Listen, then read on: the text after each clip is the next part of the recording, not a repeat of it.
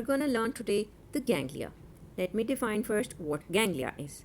These are the collection of nerve cell bodies outside the CNS, because we already know that whenever there are the nerve cell bodies or neurons in your CNS, they form the gray matter. But what happens here? When there is a collection of neurons outside your CNS, they are supposed to form various ganglia, right?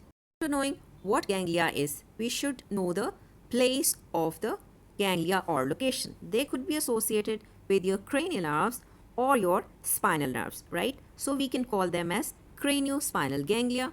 They could be sensory, right? And we should have the autonomic ganglia consisting of sympathetic chain ganglia and the parasympathetic ganglia, right?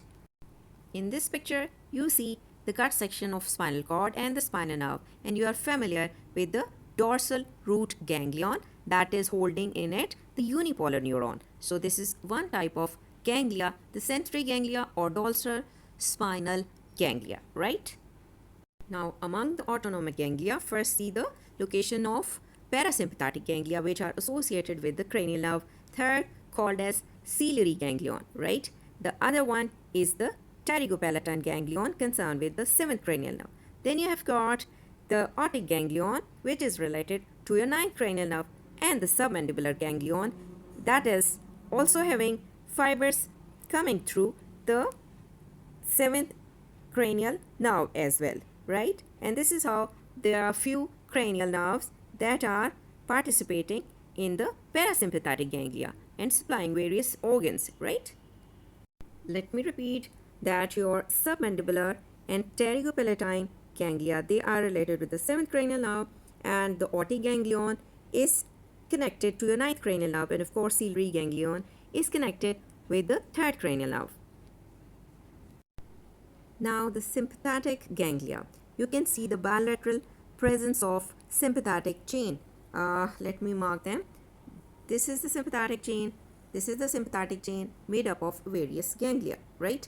And now I'll mark that there lies few other prevertebral ganglia in your body that located in association with that of major blood vessels in front of your vertebral column in your abdomen rather. So let me name them, that these could be the celiac ganglion, right? Let me again show you the enlarged picture, the celiac ganglion, and you can see the aortico-renal ganglion. Then you find the superior mesenteric and inferior mesenteric ganglion, right?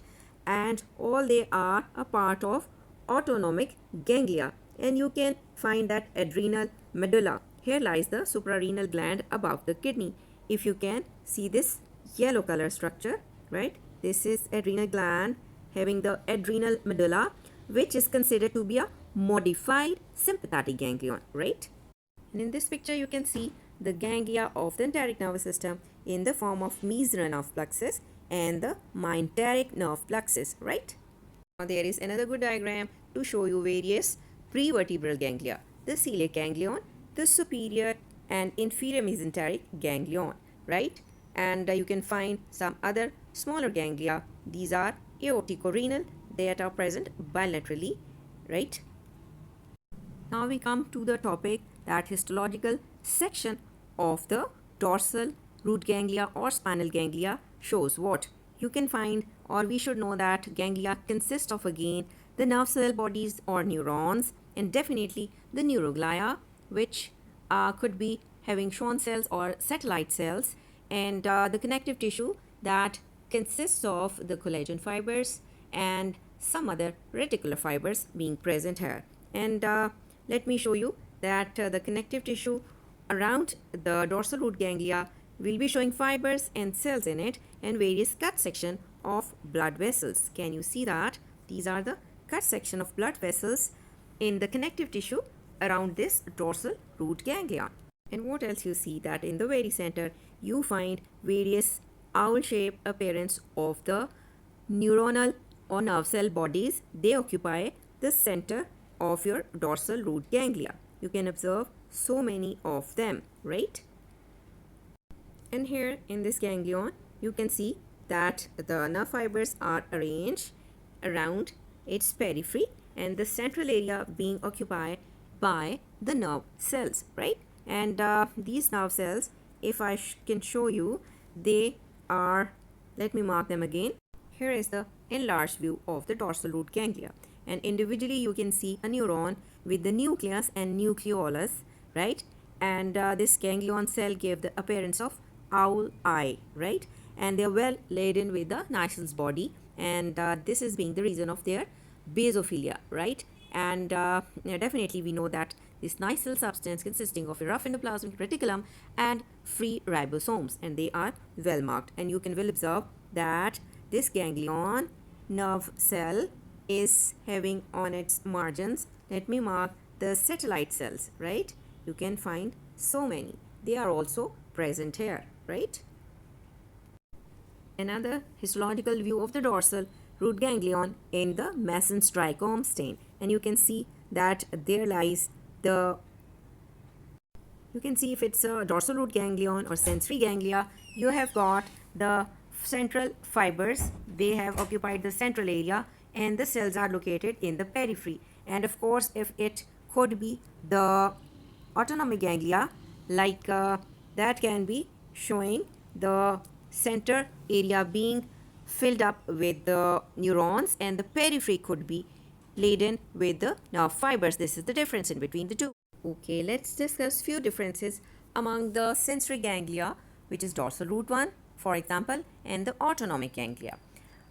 If it is the dorsal root ganglia, we can get the connective tissue capsule around it that could be well marked, right? This is the connective tissue capsule, and showing the thickest appearance of its framework, and all the peripheral located neurons are pseudo-unipolar. And if it was autonomic, then definitely the neurons would be multipolar, and we expect the connective tissue, which could be thin and rather absent in the enteric or intramural ganglia, right? And if we find that it is dorsal root ganglion, then we do not expect the synaptic connections. But in autonomic ganglia, we find the synaptic connections so many. And the nerves cell bodies are very large in dorsal root ganglion, and it becomes smaller in the autonomic ganglia. What else is there? If it is a dorsal root ganglion, its cells will be showing the large central pale stain, prominent nucleolus, giving the owl eye appearance. But if it could be the neuron of the autonomic, it could be large nucleus and eccentrically located, right? And we find less Nicel substance in autonomic ganglia.